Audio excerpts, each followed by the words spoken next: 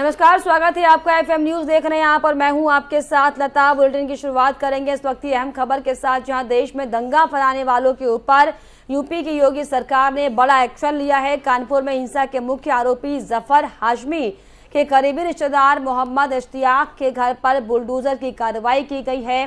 प्रदेश में उपद्रवियों और भू माफियाओं की अवैध संपत्ति पर योगी सरकार का बुलडोजर अभियान जारी है। वहीं आज एक बार फिर से बाबा का बुलडोजर गरजा है।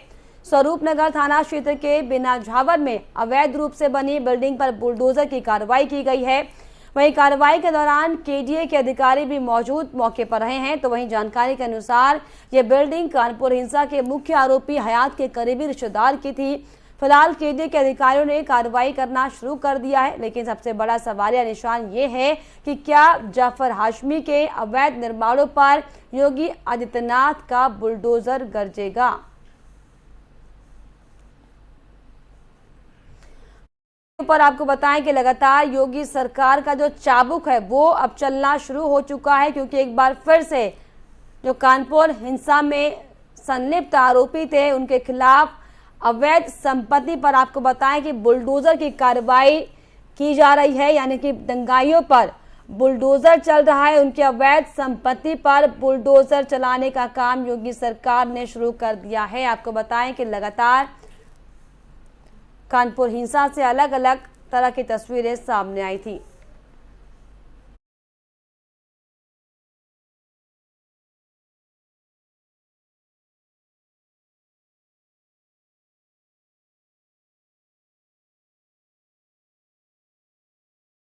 वहीं देश भर में समुदाय के नाम पर चल रहे दंगे फसाद पर अब बड़ी कार्रवाई की जा रही है।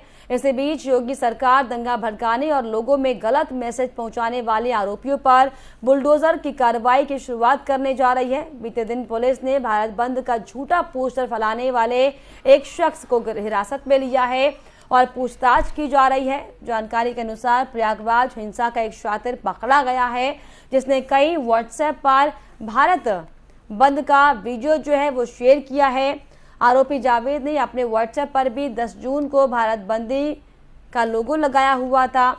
डिप्टी एसपी अजित कुमार चौहान ने आरोपी को हिरासत में लेकर पूछताछ करना शुरू कर दिया है। तो प्रयागराज हिंसा का बताएं आपको कि मास्टरमाइंड जो है वो गिरफ्तार कर लिया गया है। पुलिस ने जावेद नामक युवक को गिरफ्तार किया है, जिसमें आपको बताएं कि लगातार आरोपी से पुलिस पूछताछ कर रही है।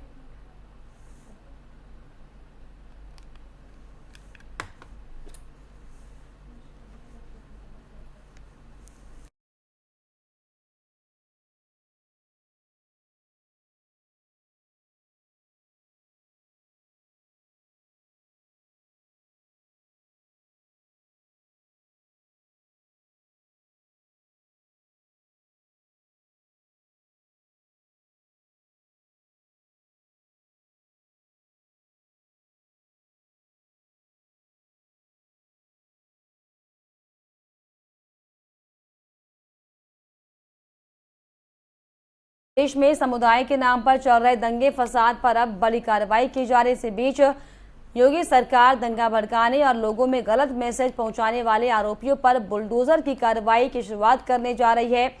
बीते दिन पुलिस ने भारत बंद का झूठा पोस्टर फैलाने वाले एक शख्स को गिरफ्तार किया है और पूछताछ लगातार जारी है। आपको बताएं कि जावेद नाम के शख्स ने दरअसल झूठा पोस्टर वायरल करवाया था, जिसमें बंदी का आह्वान किया गया था।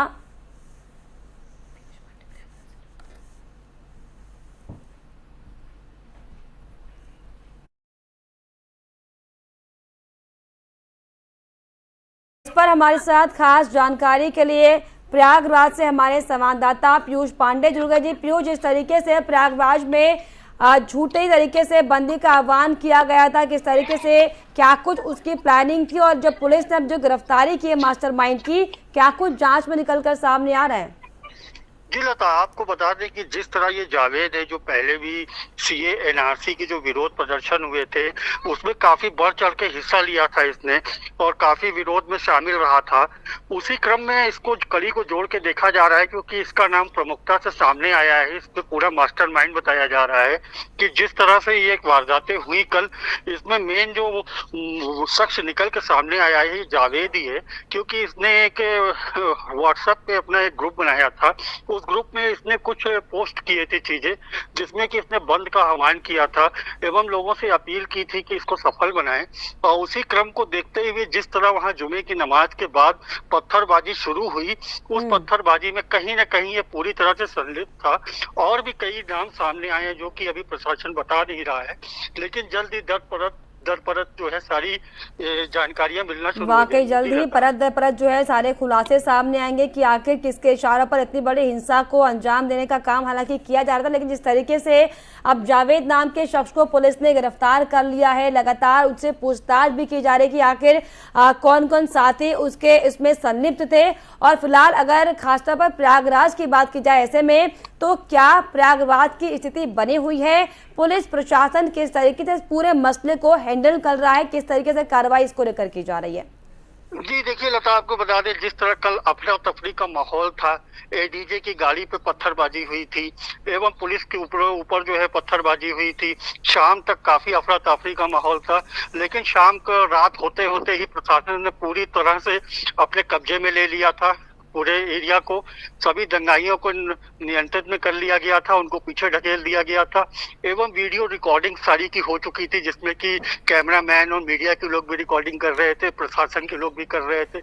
उन रिकॉर्डिंगों के आधार पर रात से ही धरपकड़ शुरू हो गई है और कई लोगों को, करीब 68 लोगों की गिरफ्तारी अब तक प्रयागराज से हो चुकी है, जो कि इस पूरे बलवे में शामिल थे। और भी कुछ प्रमुख नाम हैं जिनके के लिए दबिश दी जा रही है और उम्मीद है कि शाम तक उनको भी गिरफ्तार कर लिया जाएगा। चलिए, लगातार जो पुलिस है उसकी धरपकड़ जारी है। इस पूरे मसले को लेकर पुलिस एक्टिव मोड पर है, जिला प्रशासन भी लगातार चप्पे चप्पे पर जो सुरक्षा व्यवस्था को लेकर जो इंतजामात करने चाहिए थे वो कर रही है। लेकिन फिलहाल देखने वाली बात होगी कि आखिर कौन और क्यों, किसके इशारे पर इस तरह की घटनाओं को अंजाम दिया जा रहा है। बहुत शुक्रिया आपका पीयूष, हमसे जुड़ने के लिए, तमाम जानकारी देने के लिए।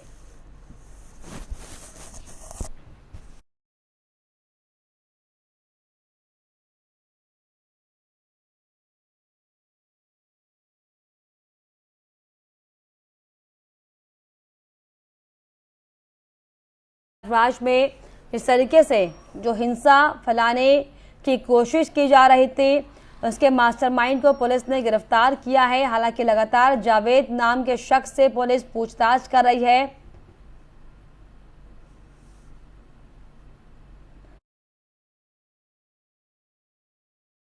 और ऐसी सख्त कार्रवाई की जाएगी कि उन्हें लंबे समय तक याद रहेगा। मास्टरमाइंड गिरफ्तार हुआ है कि नहीं? मास्टरमाइंड गिरफ्तार हुआ है कि नहीं? मैंने अभी पहले ही बताया कि एक मास्टरमाइंड जावेद अहमद उर्फ जावेद पंप, इनको हिरासत में लेकर पूछताछ की जाएगी। गिरफ्तारी एक लिखा पढ़ी की प्रक्रिया है, उसके बारे में आपको अवगत करा दिया जाएगा। लिया गया है कि नहीं अभी जावेद है कि नहीं? जावेद पंप को हिरासत में लिया गया है और गहनता से उससे पूछताछ करके और लोगों के नाम सामने आ जाएंगे। अभी पूछताछ चल रही है। आपने प्रयागराज और बाहरी का भी जिक्र किया, क्या जावेद बाहर से है या प्रयागराज का ही है? नहीं, ये व्यक्ति प्रयागराज का है, करेली क्षेत्र का निवासी है। ये तमाम मीटिंग्स में भी शामिल रहता है, वहाँ चिकनी चुपड़ी बातें करता है। इसके किसी से कनेक्शन सर? और उसके बाद इसके मोबाइल में बहुत सारी चीज़ें मिली हैं। ये तमाम चीज़ों को प्रोपेगेट करने का काम करता रहा है। इसकी एक बेटी दिल्ली में पढ़ती है, जानकारी मिली है कि जेएनयू में पढ़ती है, वो भी इसी तरह के खुराफाती मामलों में लिप्त रहती है। ये पिता और पुत्री ये सब मिल करके पूरा प्रोपेगेट करते हैं और अपने बचाव में तरह तरह की तरकीबें ढूंढते हैं, लेकिन सारे सबूत पुलिस के पास हैं और मुकदमा दर्ज है। 29 गंभीर धाराएं लगाई गई हैं, उसके तहत अभी इनको हिरासत में लिया गया है। बहुत जल्दी आगे की कार्रवाइयां अमल में लाई जाएंगी। इसकी बेटी का भी कोई रोल है क्या प्रोवोक करने में? मैंने आपको बताया कि ये चीज़ें अभी जानकारी में आई हैं, सबूत तलाशा जा रहा है। बिना सबूत के हम किसी पे कार्रवाई नहीं करते और सबूत मिलने पर कार्रवाई में कोई कमी भी नहीं रखी जाएगी। क्या जावेद की कनेक्शन पुत्री भी उससे है? भी इसमें अतीक कनेक्शन भी आया है क्या? अतीक का कनेक्शन भी आया है जो पूर्व सांसद है? नहीं, अभी तक कोई कनेक्शन नहीं आया है, एएमआईएम का लेकिन जो भी कनेक्शंस आएंगे वो आपको बता दिया जाएगा। एआईएमआईएम के कुछ लोगों का इसमें नाम आया हुआ है, सपा के भी कुछ उनके खिलाफ या उनके से संबंधित जो सबूत हैं वो इकट्ठे किए जा रहे हैं। सबूतों पे ही हम बात करेंगे। अभी तक जो शुरुआती डिटेल्स है वो यही है। अब आगे इनके पूरे कुंडली इनकी खंगाली जा रही कि ये लोग कहाँ से हैं, इनके खिलाफ कितने मुकदमे हैं, किन किन कार्यों में लिप्त रहे हैं। अमित जी, जावेद की ये बेटी के सारी लिए चीजें। क्या दिल्ली पुलिस से संपर्क किया जा रहा है? क्या उस ओर भी जांच की जाएगी? वहां से भी संपर्क करके उसे भी आप पूछताछ के लिए बुला सकते हैं? देखिए, यहाँ पे बहुत बड़ी संख्या में फोर्स तैनात है, करीब 1000 के आसपास तो पुलिस पीएसी बल यहाँ पे लगा हुआ है। हमारी कम से कम 11 टीमें इस पे काम कर रही हैं। अभी जो नाम आया वो मैंने आपको बताया, ज़रूरत पड़ी तो वो दिल्ली पुलिस से भी संपर्क किया जाए, दिल्ली भी टीमें भेजी जाएंगी, सारी कार्रवाइयाँ अमल में लाई जाएंगी। अभी कल चीज़ों को नियंत्रित करना। उत्तर प्रदेश के मुख्यमंत्री योगी आदित्यनाथ और बीजेपी के राष्ट्रीय अध्यक्ष जेपी नड्डा ने बीते दिन गोरखपुर के सर्किट हाउस में ब्राजील डेफ ओलंपिक में स्वर्ण पदक जीतने वाली आदित्य यादव का सम्मान किया।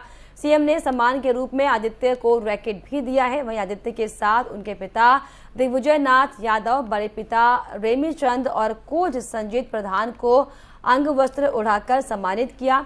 भारतीय जनता पार्टी के क्षेत्रीय कार्यालय के लोकार्पण कार्यक्रम और गरीब कल्याण नेता मेला के बाद सर्किट हाउस पहुंचे मुख्यमंत्री और बीजेपी के राष्ट्रीय अध्यक्ष ने आदित्य और उनके परिजन को सर्किट हाउस में आमंत्रित किया है।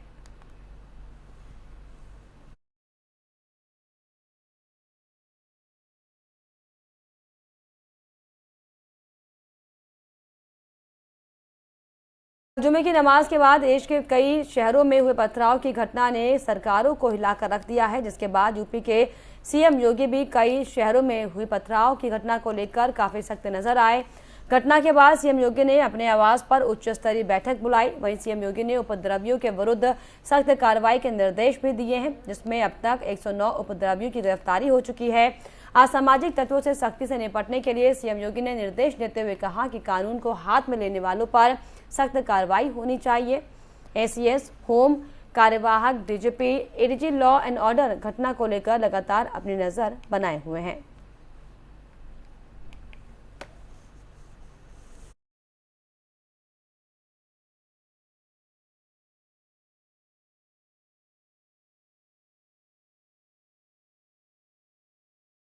कल जुमे की नमाज के बाद विभिन्न शहरों में प्रदर्शन हुए, जिसके कई सारी भयावह तस्वीरें सामने आई थी।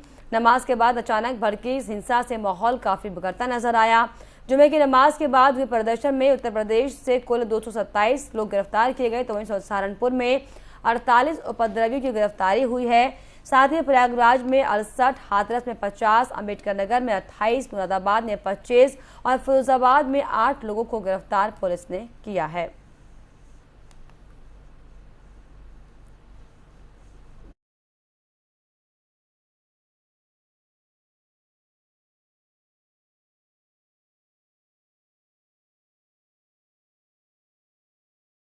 चलिए आगे बढ़ेंगे बड़ी खबर की ओर। बुलंदशहर के दौरे पर बीकेयू के राष्ट्रीय प्रवक्ता राकेश टिकैत के साथ महापंचायत में शामिल होंगे राकेश टिकैत। इसके अलावा महापंचायत में मुख्य अतिथि के रूप में शामिल होंगे टिकैत। मौजपुर में करीब 12 बजे महापंचायत का आयोजन किया जाएगा। महापंचायत में राकेश टिकैत किसानों को संबोधित करेंगे। तो बड़ी खबर आपको बता रहे हैं, जहां राकेश टिकैत बुलंदशहर के दौरे पर बीकेयू के राष्ट्रीय प्रवक्ता राकेश टिकैत हैं, जहां पर किसान महापंचायत में राकेश टिकैत शामिल होने वाले हैं। आपको बताएं कि महापंचायत में मुख्य अतिथि के तौर पर राकेश टिकैत शामिल होंगे, जिसमें किसानों को संबोधित वो करेंगे और मौजपुर में करीब 12 बजे महापंचायत के कार्यक्रम का आयोजन किया गया है।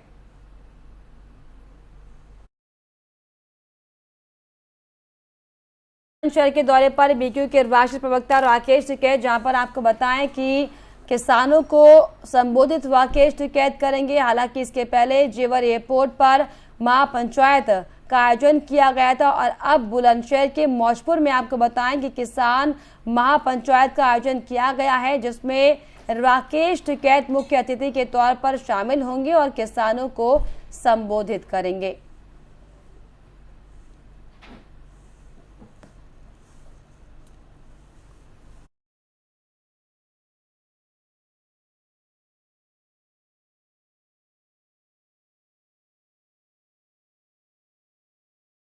बताया कि राकेश टिकैत आज बुलंदशहर के दौरे पर जाने वाले हैं, जहां पर किसान महापंचायत को संबोधित वो करेंगे। हालांकि लगातार अब किसानों को बरगलाने की कोशिश एक बार फिर से राकेश टिकैत ने शुरू कर दी। यही दरअसल बड़ी वजह है कि राकेश टिकैत अब जेवर एयरपोर्ट के बाद आज बुलंदशहर पहुंचेंगे, जहां पर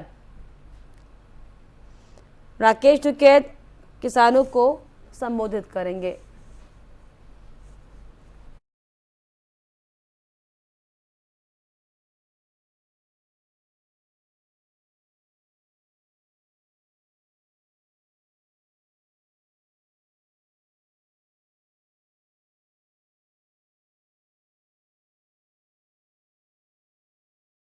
सपा के वरिष्ठ नेता आजम खान ने बीते दिन अपनी पार्टी कार्यालय पर कार्यकर्ताओं को संबोधित किया।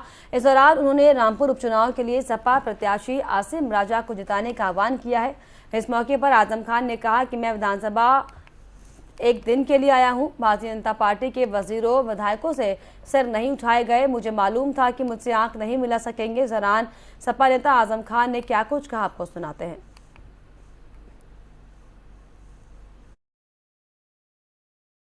इसलिए लाजिम है कि हम में अपने आप में, अपने अंदर में एक ऐसा इंसान और एक ऐसा मुकम्मल इंसान तैयार करें जो आज के लिए नहीं, आने वाली कई नस्लों के लिए एक पैगाम बन जाए। रामपुर ने हमेशा पैगाम दिया है, रामपुर ने हमेशा एक रास्ता दिखाया। मैंने जब ये कहा था कि रामपुर वालों, एक दिन मैं तुम्हारे शहर को दुनिया के नक्शे पर ला दूंगा, लोग मेरा मजाक उड़ाया करते थे। मैं जानता था कि लोग मुझ पर हंसते हैं कि ये दीवाना पागल हो गया, लेकिन हम रामपुर को न सिर्फ ये दुनिया के नक्शे पर ले आए हैं, बल्कि पूरी दुनिया ये जानती है कि रामपुर के साथ बहुत सुंदर।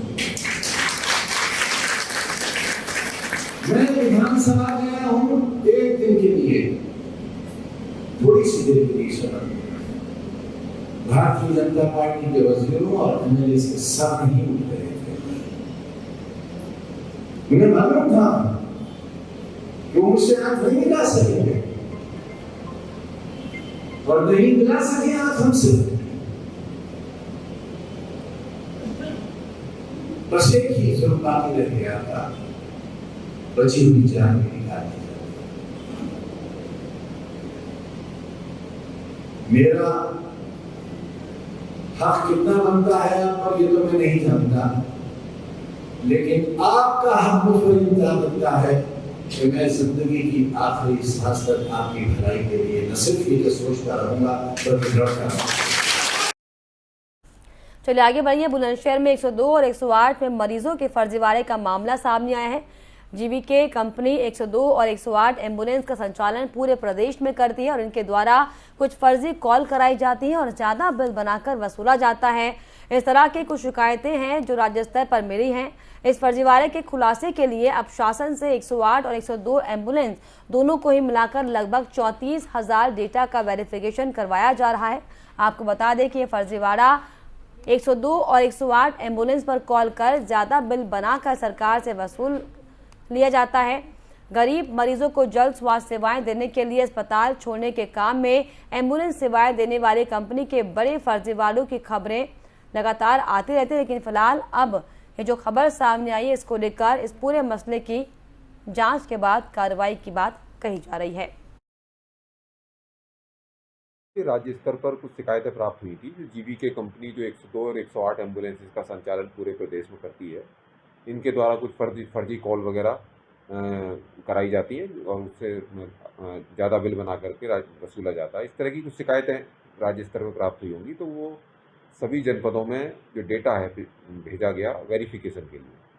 तो 108 का पहले बात थी कि पहले 108 का डेटा वेरीफाई हो, तो करीब 17,000 के करीब 108 का है और लगभग इतना ही डेटा 102 का है, जिसको कि वेरिफिकेशन करने के लिए हमारे पास सभी जनपदों में भेजा गया। तो ICCC में जो जहाँ से कि हम कोविड कमांड सेंटर कोरोना के दौरान यूज़ कर रहे थे, तो उसका ही उपयोग करते हुए हमने करीब 6 से 8 टेलीफोन लाइन्स का फ़ोन्स का उपयोग कर रहे हैं हम, और इसको वेरीफाई कराने का प्रयास कर रहे हैं कि ये वास्तव में जो है सही लाभार्थी थे या ये फर्जी कॉल थी, या फर्जी लाभार्थियों का लेकर के जो है क्लेम किया गया। तो सर अब तक की कॉल्स में क्या सामने आया? अभी ये चल रही है, अभी हम जो कर रहे हैं जांच, उम्मीद है कि 9 तारीख तक करीब 108 का जो हम कोशिश करेंगे कि ख़त्म कर लें वेरिफिकेशन। उसमें काफ़ी संख्या ऐसी आ रही है जो कि फ़ोन उठ नहीं रहे, पिक नहीं हो रही, या आउट ऑफ रेंज या स्विच ऑफ, इस तरह से आ रहे हैं। काफ़ी कॉल्स ऐसी आ रही हैं जो कि बता भी रहे हैं कि हाँ हमने यूज़ किया था 108 एम्बुलेंसेस का, लेकिन कुछ ऐसी भी आ रही हैं कि जो लग रहा है कि शायद वो उन्होंने उसका उपयोग नहीं किया। फाइनल फिगर्स हम तभी बता पाएंगे जब ये वेरिफिकेशन जब कंप्लीट हो जाएगा। ये राज्य और इसी के साथ इस बुलेटिन में फिलहाल इतना ही। देश और दुनिया की तमाम खबरों के लिए आप देखते रहिए FM न्यूज़। नमस्कार।